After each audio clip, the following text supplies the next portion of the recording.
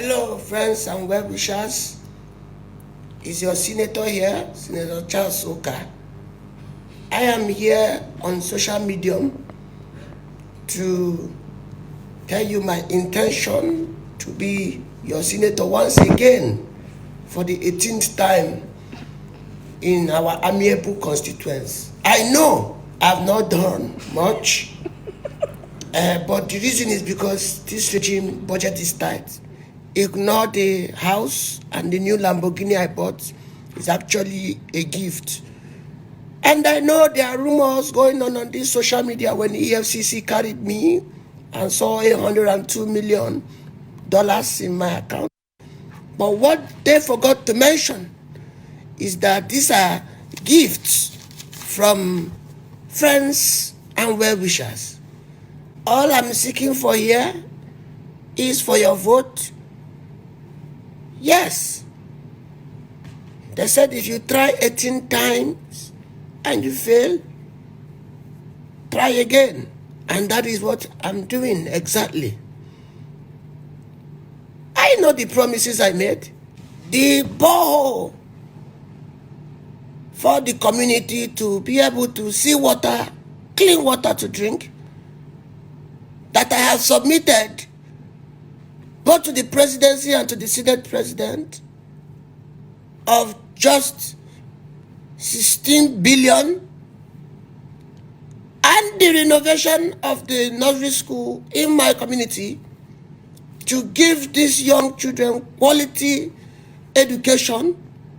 I have also submitted that project, even though it has been approved and money has been released, but my token is not working. That's why I have not transferred the money to the contractors to start the project. Yes, the money has been received.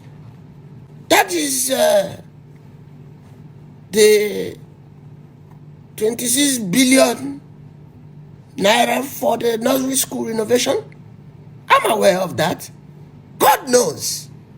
Only Him knows that if I have that kind of money anywhere to spare, I will use the money to build a good nursery community school in that constituency. But I have another request in case I don't win this senatorial position again, because rumor has it and has been flying around that the youth of my community wants to beat me. I don't know why you want to do that. So I also want to use this opportunity and let you know that I'll also be running for president. Oh yes, I've even bought form, 100 million. Still from my friends and well-wishers and some of my savings. Because I am the man that have heart for people. So I'm pleading with you on this platform. Vote for me. Just make the mistake, give me the honor and vote for me. And oh, will I shock you people? I will show you what a true leader and an amiable senator can do, not just for his community, but for the nation. I have been tested with little, and I have proven myself. Test me with much, and you will not believe what your eyes will see. Thank you, and God bless you. Long live Nigeria. Did they record? So that video was a bit long, 4 minutes, but I didn't have anything to edit from that video because it is on its own self-explanatory. So I want to say that video is courtesy of Williams Uchemba. You can go to his Instagram page. He does a few skits about politics, you know, he makes it comical, but he hits the points, right? Which is why we selected that video. Yes. So according to a publication on The Guardian, promises are made to the electorate or stakeholders in order to secure a nomination or vote. An election promise is a guarantee made to public made to the public by a candidate or political party that is trying to win an election. In the advanced world, politicians are often held in their promises. This does not mean that they do not break election promises. On the big issues, a party could win an election and embark on a vigorous implementation once it gets into power. In the First Republic of Nigeria, we looked forward to the action group, that's the AG, and they did fulfill its election promises on free education. The same was repeated in the Second Republic under the Unity Party of Nigeria, and the National Party of Nigeria, that's the NPN, in the Second Republic promised qualitative education to counter the UPN's initiative. It also promised to house all, houses for all. Now, a study of politics in the Western world has found that parties that hold executive offices after elections generally fulfill substantial percentage, sometimes very high percentage of their election pledges, whereas parties that do not hold executive office generally find that lower percentages of their pledge are fulfilled. So we cannot say the same of political parties in Africa, certainly not in Nigeria. There seems to be no accountability or some sort of punishment for failed politicians. Nobody punishes them. So we are asking, right, what truly can Nigerians do to these failed promises and the failed politicians? Because we have a lot of them in this country. Now, please, let's hear what you have to say. Remember, you can join the conversation. Send us an SMS or WhatsApp to 081-803-4663. You can also tweet at us at WadeShowAfrica1 with the hashtag WadeShow. So that video, for me, it just encapsulated everything that the question is about. And when we go back to the quote of today, that calls us brainless, that was really deep. That it means that you actually do not even have the capacity to even think and see. Say, what adjective can be used to describe a nation who is consistently fooled? The best adjective they could find was brainless. That's really, for it's really deep. So it means that for years in Nigeria, the fact that politicians are able to say the same thing, I will build road, I will build this, I will build that, and we still vote for these people, it means that what they are technically calling us is that the entire Nigeria is brainless. But let me start from Jennifer. Let me hear your thoughts on this, then I'll come to the ladies on set.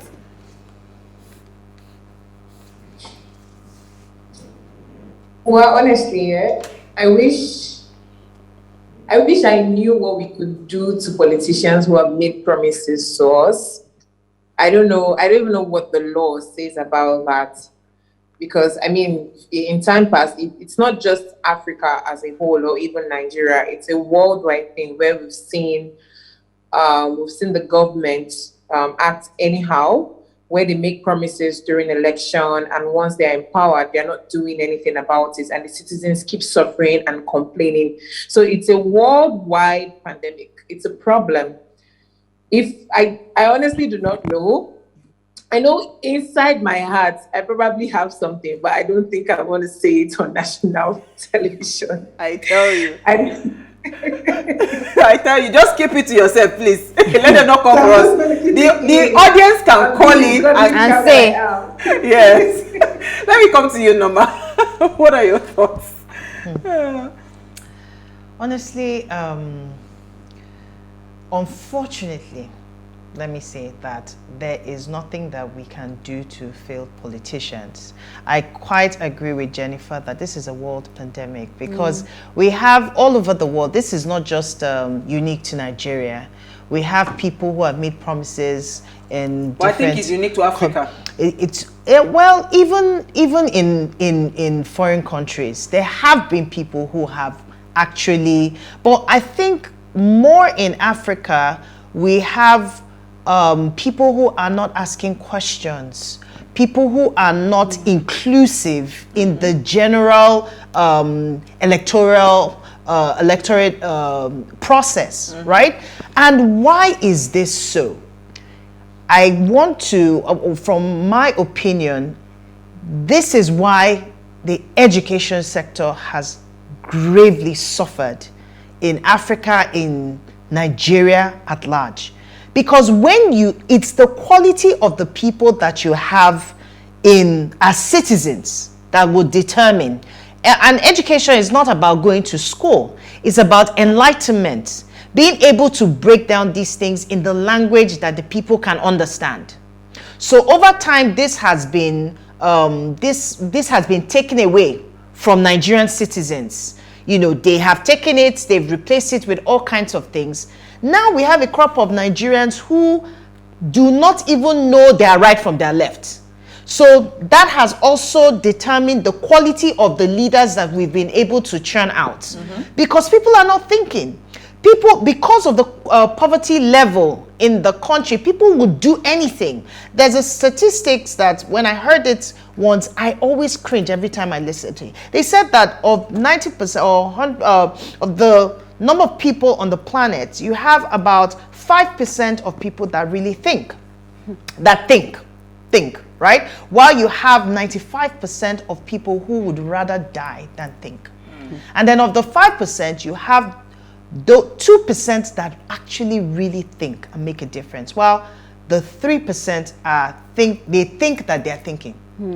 So with that kind of statistics, you tell me that if a majority of people are not thinking, that means we have a bigger problem.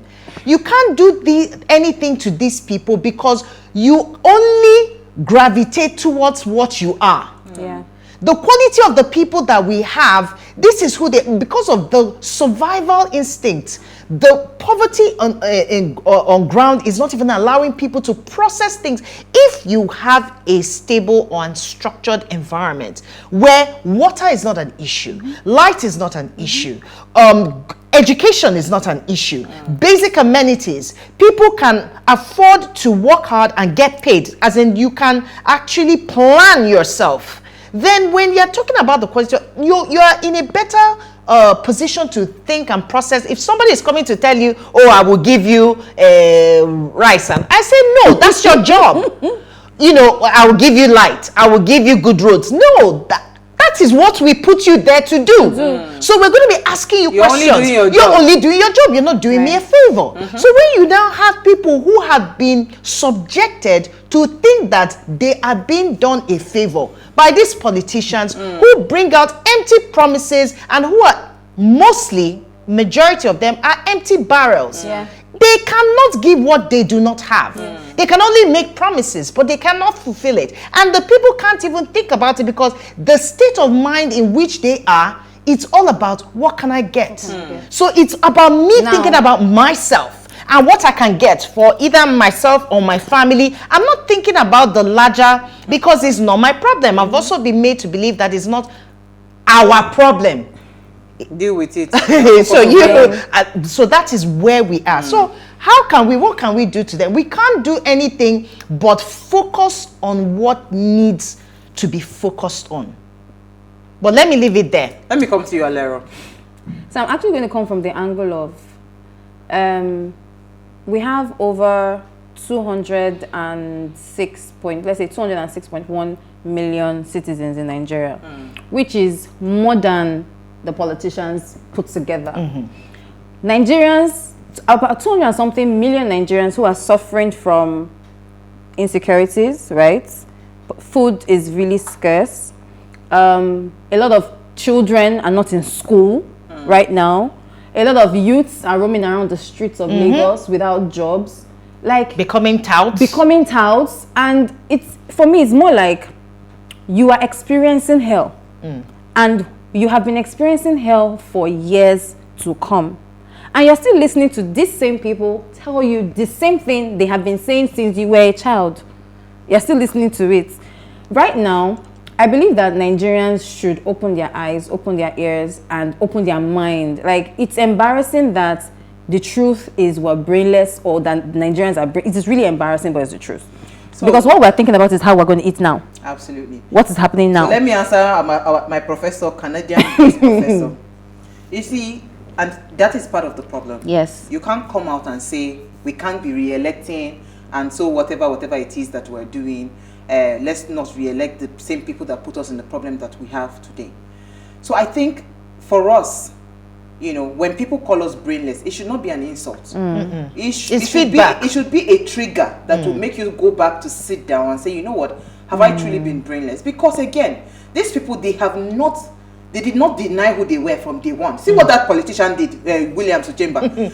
Exactly. That's how they They do not deny that they will not lie to you that, but I told you I was going to do it and all of that. They come back with the same reasons. Same story they tell you all the time. So you have been the one that has acted the fool over the years, you know, believing, you know, there's something I read somewhere. I think when I read that thing, it changed my dimension to people.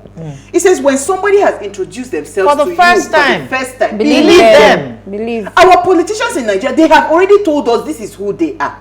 So why are we trying to, at the back of our head, to think that we can get anything different? So what that professor should have been doing, instead of focusing on energy, telling us, let's not re-elect the crop of whatever. What are the policies that you have on ground, madam? Exactly. Besides, you are Canadian based. Do you have how are you going to change? Automatically, it cancels you from the race. How are you going to change things? Do not waste our time, because this is the same rhetoric that happen all the time. We think it is one saint, one angel. Nigeria cannot change except Nigerians are ready to change Nigeria. Yes. It is not politicians, it is nobody. We are the ones that have acted the fool. We have been brainless, truly. Because if we truly wanted certain things to change, it would have changed by now. Yes. On that note, we'll take a break.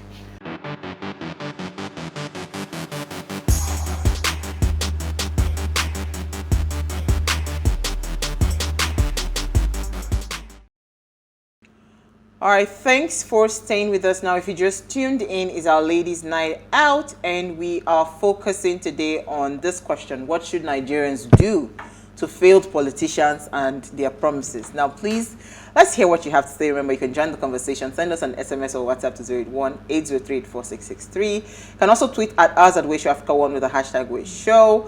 Our phone line is now open. Please remember to turn off the volume of your television set. As the rule of the game. The number to call is 07025007749. So, ladies, I am speechless because, in all honesty, the only time you can hold certain kinds of leaders accountable is if there is, you know, they talk about rule of law, and if the system permits that people are held accountable. Two things that William Uchemba pointed out in his video when he talked about undelivered, and you know what struck me the most? The contracts are already inflated because you cannot tell me you want to use how many billion did they call for? Nursery school. That's what he said. The first one was borehole. Yes, you know, and nursery school. Not you are using billions to build. So already, and this is the reality of Nigerian politicians, right?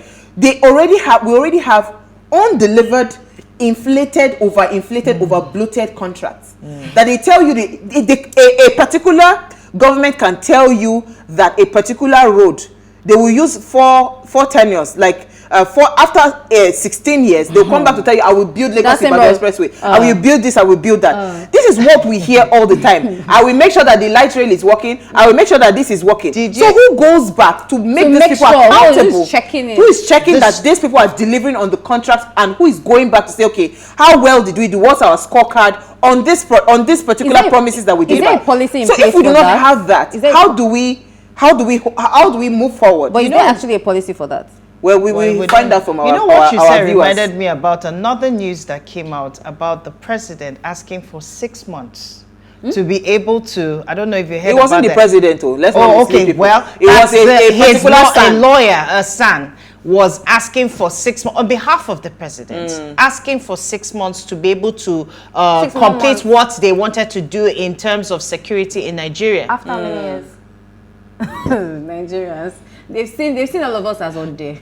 So it really begs the question. I think, that for the Indian man to have called those brainless, I think it has come to that, because you can't continue. They say that it is the definition of insanity for you to continue to do the same thing over and over and expect a different result. And this has been how many years of supposed democracy? And we are still probably worse off than when we started. So you see that definition of insanity, right? I think if I were to, because hearing you say it again is just coming to me. I think it is more like doing wrong things repeatedly over and over again and expecting. Because you see, you can do things repeatedly for a long time and you will get the same result, which is why you see some people have the spirit of excellence in them. Anything that they do, they have a system, they have everything put in place. And that is the thing that I feel we need in this country. We need a structure. We do not have a structure that encourages, right, excellence, that encourages greatness. Everything that we do in this country, most of the things, first of all, what you talked about is just me, myself, and I. We breed it in this country. We're not thinking collective more than success. collective. Yeah. We're not thinking collective success. Yeah. So that's why a politician will come, right? Just the same constituency, he will go and promise these people one thing, he promises other people one thing, because he knows people, because and they then those ones understand the will go vulnerability and that do the we legwork. possess. So it is really disheartening, but that is the reality. So when I saw that skit this morning, I said, no, I think this just sums up everything in one Well, word. it's almost like an audacity, as Yes. in the level of audacity Like, to throw these things in the people's face and just Like believe that they will take it hook, line, Yeah. and sinker, and because it has been the trend over the years. But I think more and more Nigerians are beginning to see that literally these politicians have been using your heads. Yes, and we need so Nigerians to what are you recognize planning and to see. do to them? Yes. What can you cannot go and beat them like the skit said, they are planning to come and beating them is not the solution, because if you beat them and they are still in positions of power, you are still in trouble. I see what he said. There was something very apt in that skit. I mean, that skit, it embodied a lot of things. A whole When lot. he said that in case you people, when he was talking about the youth beating him, that he feels like they're coming to contest against him. So But what in was case saying he is that doesn't in case senatorial thing does not work, that he will is that move what to we another see position. playing out that's today? what's happening. So somebody finishes 8 years as governor, he just believes that automatically Senate is his inheritance, is his birthright. You know, you finish Senate, you feel like, you know, some people are there, you know, for 18 years. Some of them are there 16 years. Do you understand? They just feel like that is their retirement plan. It is their what's it called? Like, it does not make any sense. And this is what we see all the time. Let's take some comments. So I have a comment from okay, let me just read it. Nigerians are not ready for change or to hear the truth. We are ready to pay we are ready to pay the right price for power. 2, the right price for petrol. Obey our law. Our politicians are not from space. I mean, and it's the truth, because all we're asking for is give us good power, give us good roads, give us security. Security is even the worst right now, because it's just as if you can't even leave. You can't to stay alive, which is the major survival that everybody just wants to be alive. They're pleading for the president for 6 months more so that he can really tackle so the that security everybody should problems. just die. So something you have not been able to do Since in how 8 many years, years? for almost 8 years now. So you just asking for 6 months and then as an think extension. gullible Nigerians will now say, okay. Yeah, and I hear in the constitution that there's allowed. room for that, but let's see how that plays out. Let's take more comments. Okay, I have this comment from BC, and it says, good evening, ladies. Interesting topic. The lies are already playing out. I see failed politicians that have not really done much for their states running for presidency. I wonder why people are shameless, without integrity. Most Nigerians are already believing the empty promises. I wish we can rise up and pay them in their own coin. Every 4 years, same group of dishonest politicians keep telling the masses lies with straight faces. It's painful that most times they call God's name. Please, we have opportunity to change this evil trend and use our rights appropriately. Many thanks. Thank you, BC. Thank you, BC. Thank That you so was much. very, very... That's, I mean, so apt indeed. We have these, I think it's time for, I wish that there would be like a massive, and there the media also play. Let me take a call. Okay, hold on. Evans, are you there? You're live. Our first caller for the evening. Thank you for calling.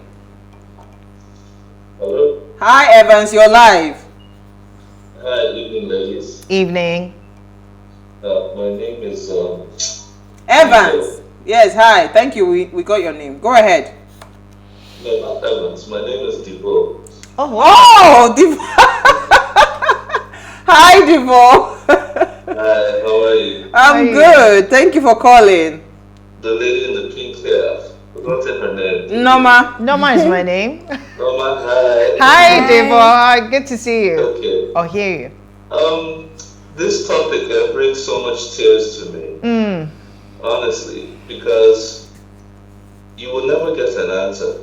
And the problem that really aches is, before you talk about politicians and, in quotes, the proverbial lies that they tell us every 4 years, ask yourself, why, if you buy something in the market and you're not satisfied with it, you would normally go back to the person that sold it to you and question, I paid you money and I got less than what I expected. And you would expect the seller to either defend or some way discuss with you how to get value. But in Nigeria, upon, let's just generally say, the few of us that pay tax, some participate, some don't. But when they see bad governance, especially at the local level, we do nothing about it. There are literally no consequences from the citizens. Okay, this is not about the law. We don't do anything about bad governance around us. So if the road is bad with potholes, everybody keep quiet. As long as I can buy a new car. Even those that can't buy new cars, they just say the Lord will do it one day. If the light is off for weeks on top of weeks, we don't gather together as community members and go and complain. If there's a thief that is rampaging house by house, we don't get together and we say, okay, what are we going to do? This is the root of our problem. And I think, I don't know, because it wasn't always like this in Nigeria. After the military years, we lost something as a people. Either we lost the collective ability to stand up for what we believe in. Just normally stand, and this is why our leaders have taken advantage of us like sheep, because they know we will not do anything. To the extent that even Rotimi Amechi, when they were asking him how come bad governance continues, and he told people directly, we steal because you have not stoned us. He told them, yet he's now coming up for president. Nobody has stoned him. We're always, instead of opposing or putting up demands from our leaders at the local government, at the state, and at the presidential, all we do is we hail them, we make life easy for them. When we see them, we praise them and we give them road. Instead of blocking the road and saying, excuse me, sir, excuse me, ma'am, I have a problem. You're not going to get an answer to this question you have asked. What are you going to do to these politicians? If you cannot do it in the little, just forget it when it comes to elections. Thank you so much, Devo. Thank you. You know, when Devo was speaking, it just brought back a memory that I had in university, 300 level. I'm a practical person. I studied physics in school. And we're supposed to do like there was a course that was a 4-unit course. It was the practical physics. And this lecturer did not show up in class for 1 day. Not even a day. He never came to class. And all of a sudden, he was going to set exams. So we now got wind of where he was setting the exams for. So everybody went, bought the photocopy, whatever. We learned. We read up and everything. So worst case scenario, after you had told us to buy jackets, buy breadboards and all of that, you know that on the exam day, it's like he went to import questions from Greece. He imported questions from China because we didn't know jack. Even all the things that we had read, because his own brother was part of us in the class, so it was the brother that was telling us, okay, this is where likely questions will come from. Do you know that when we got into that exam hall, we were enraged. We all stood up, we were screaming to the point that the VC of the university heard about which class is that. They say 300 level physics students, physics department, they are making noise. We were not going to write that exam, we were protesting. Everybody got up, took out the papers and everything, and we left the hall. I can never forgive that girl. I will not mention your name because all of them now went back and sat down To write. what are you writing exactly? So because of that, we all had to, because if one person writes that Carry on, exam, yes, that exam that was taken. We're all So they had to absentees. carry We on. all went back. Do you know how many? I was lucky to go out with a D. Do you know that all those people, we went back? Do you know what our lecturer told us afterwards? This is exactly what the voice said. You guys are all fools. Never in your life will you make a protest like that and not follow through to the end. You people should have stayed out, even if they wrote that exam. He said now you people should prepare for carryover. And guess what? Everybody. Like Majority carried over. Almost 90% of the class carried over that course. The people that escaped with D, we were the lucky ones. A course that I would have easily gotten an A because I love practicals. Let me take Suleiman from Bauchi. You're live. Yes, good evening. Hi, Suleiman. Fine, thank you very much. I like your topic. I just want to ask a question. If I'm a politician and I came and promised you people that if for me to build a hospital, I have to increase your tax so that I can build that hospital. Or, for example, now in Nigeria, I think I will do subsidy from petroleum. Will you vote for me? Sorry, I can't hear what you're saying, Suleiman. It's a bit muffled. What did you say? If you did what? I said, if as a politician I came and I told you the truth, that this is what I'm going to do, and it's going to lead to increasing the tax and removing subsidy, do you think anybody will vote for me? Lie. Okay, thank you, Hello? Suleiman. Thank you. We're having issues hearing him. Is that why he has to lie? So if they say the truth, nobody would vote for them. Let's take more comments. So, that story I'm trying to land on is what we had said earlier. Until we get to that point where we say it's not our problem. You see what Diva was saying? Like this, your what's it called? They just all of a sudden somebody just increases electricity bill. Yeah. Nobody, because I going to can come to afford that. it. You be quiet. Everybody Everybody's goes quiet. Let me go and pay my own and go. Me, I can That afford was- it. that was exactly what Nobody happened. feels and A thinks of the sense next of collective. person. Yeah. No collectivity there. Everybody wants to just be, I can no afford it. concern me. That's what he was saying now. You see pothole. Instead of you to go and try to solve that problem, Do you know? go and buy SUVs. There was, where I used to live, there was a commissioner who lived on the street before my street. And it was ridiculous. He tarred right in front of, he or she, tarred right in front of His house. their apartment. And the rest of the road was in potholes. So every time I would drive by that, I'm about to enter my street, I would see it and I'm like, this is so ridiculous. As in, what How are you do you feel as in thinking? in your mind? And tomorrow you will still feel go out you and are vote for just, that person. imagine that you decided to tar the street. Will it not Will be anything accounted change? to you to be like, oh, this person man took that did this. initiative to do something about a problem, an ongoing problem? And that's the situation we have even with our politicians. They will promise these things, but because it is not their own problem, and they cannot relate to the issues that fellow citizens are going with. It's just a card. It's just a scorecard to be able to get to, it's an end game to be able to get to where I want to, which is the seat of power and have the level So of I do influence what I just that do I anything want I to say have. nothing. And it's sad. Let's take more comments. It's very unfortunate. Okay, so this is so good evening, my beautiful sisters of What Are You Saying ways. What Nigerians should do to failed politicians and their promises is that they should not take them serious. We have Absolutely. suffered the same consequences, not only now, but in previous administration. The Indian man tagged us brainless. Though the word is deep, but it is the pain and the gospel truth. These politicians have sugar-coated mouths, and yet they know that they cannot deliver. I don't blame Sister Jennifer for saying that she does not want to say she does not want to say her mind. I know how she's feeling. We are sick and tired of hearing manifestos and at the end failed promises. Sister Uwa is right. It is only the Nigerian youth that can decide the change Nigeria for Nigerians. Sister Lawrence Danoma, you are welcome back. We miss you. Thank you so much, Daniel. Thank you so Uncle much, Daniel. Daniel. This is how they call your sister. Sister, Brother Daniel. Brother Let's Daniel. call us our name.